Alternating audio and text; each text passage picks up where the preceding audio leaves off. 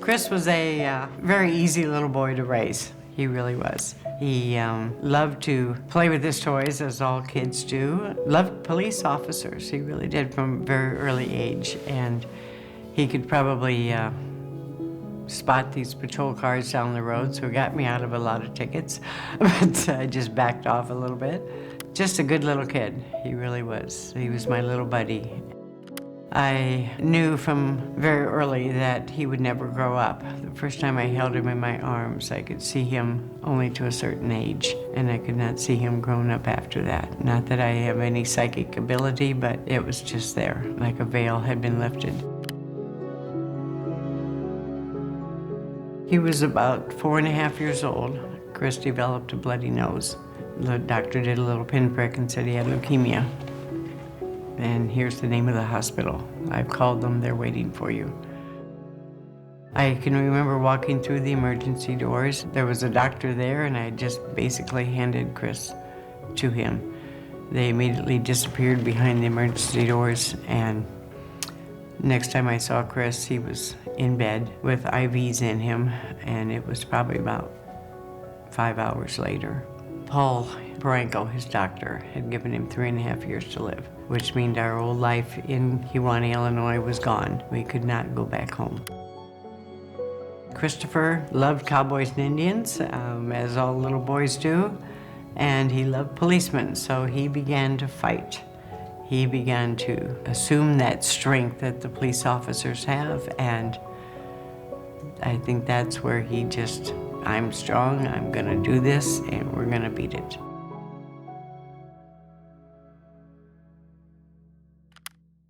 When I was taking community college classes, I met a lady by the name of Kay Austin, and she could see that I was having trouble in one of the classes, so she says, why don't you come over to my house and we'll study, maybe I can help you with some of this.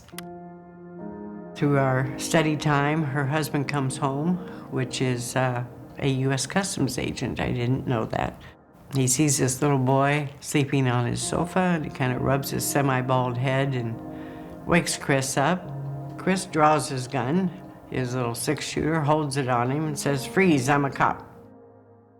He got off the couch and he carefully searched my front pockets, and he was satisfied I was clean. He holstered his weapon, he stuck out his hand, he said, hi, I'm Chris. And from that moment on, we were buds. We were best friends, we were pals. They kind of adopted Chris and I into their family. They kind of weaseled out of me what Chris's illness was and what was going on. Tommy pulled me aside and he said, you know, one of these days, I'm gonna see what I can do to get him a ride in a real police helicopter. Mid-April of 1980, I took Chris into the doctor at the hospital. Paul says, I need you to brace yourself because we're coming towards the end. And I made a phone call to Tom Austin.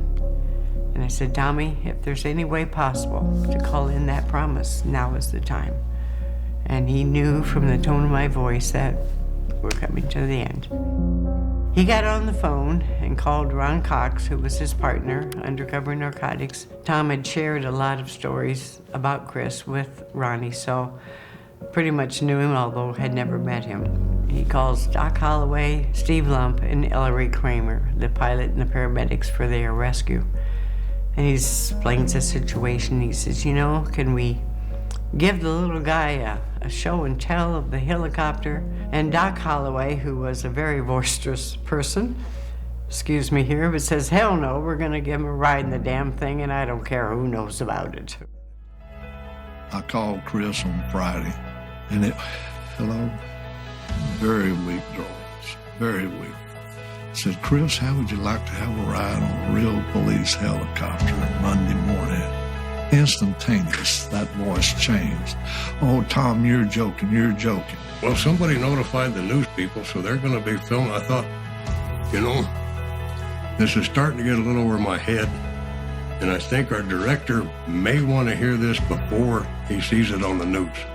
So I called Alan Schmidt, and I said, Alan, here's what I've done. And I said, yeah, we can do that, and we'll tour him around and all that. And Ron says, I was introduced to this little boy named Chris, 7 years old, And we're going to do something special for Chris today. And I would like you to be standing by with your motorcycle. 6 o'clock Monday morning, the phone rang. Hello? Hi, Tom. This is Chris. You hadn't forgotten, have you? I said, no, I hadn't forgotten. They picked up Chris. They flew him around Phoenix, Arizona, while everybody was kind of rushing over there to the compound area to meet him. And Chris just waving out the door, just having a ball. Chris is shutting down the engines of Sky 12, and Doc is walking Chris over to the motorcycles, and the police cars are waiting there for him.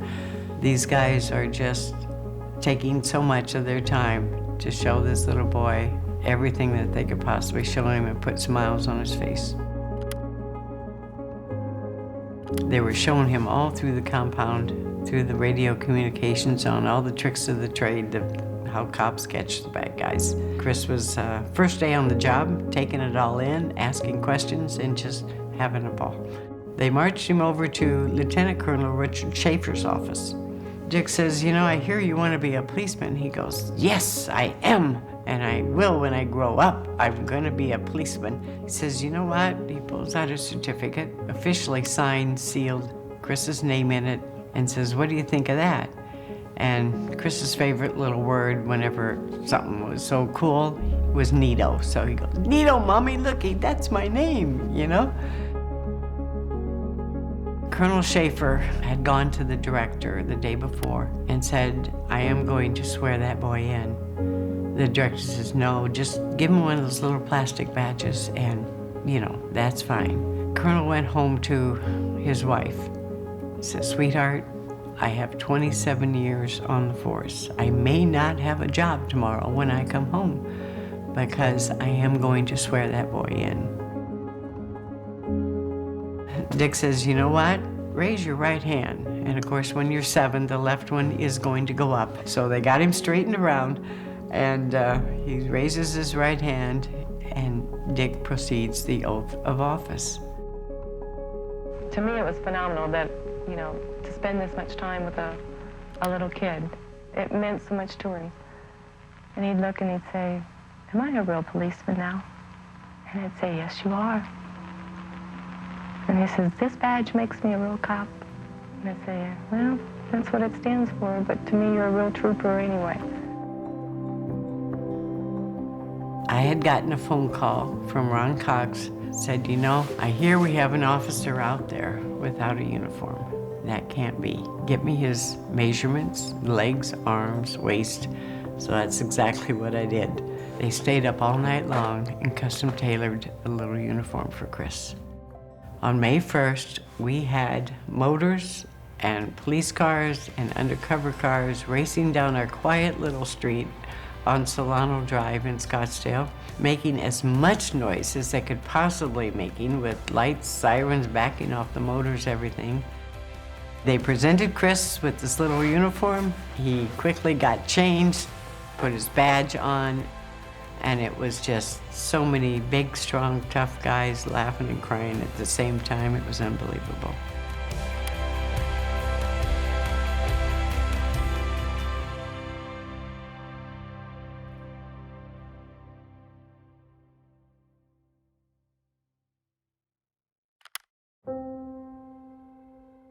On May 2nd, Chris wasn't feeling too good. On May 3rd, he passed away. So it was that quick. He had all of his animals, his uniform, and all of his police stuff in his room. And by 8 o'clock, he was in a coma. The last words he said was, Mommy, Mommy, where are you? And I said, I'm here. And he simply said, I love you. And that was it.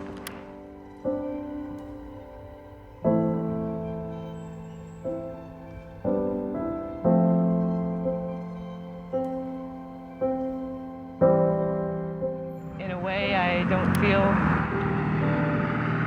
like I've really lost him because I have a lot of wonderful memories. And I have the memory that a little boy's dream came true with the help of these guys. And what they have done is just, it's beyond words. I got together with the officers, and we all kind of said it together. There's more kids out there. Let's go find them.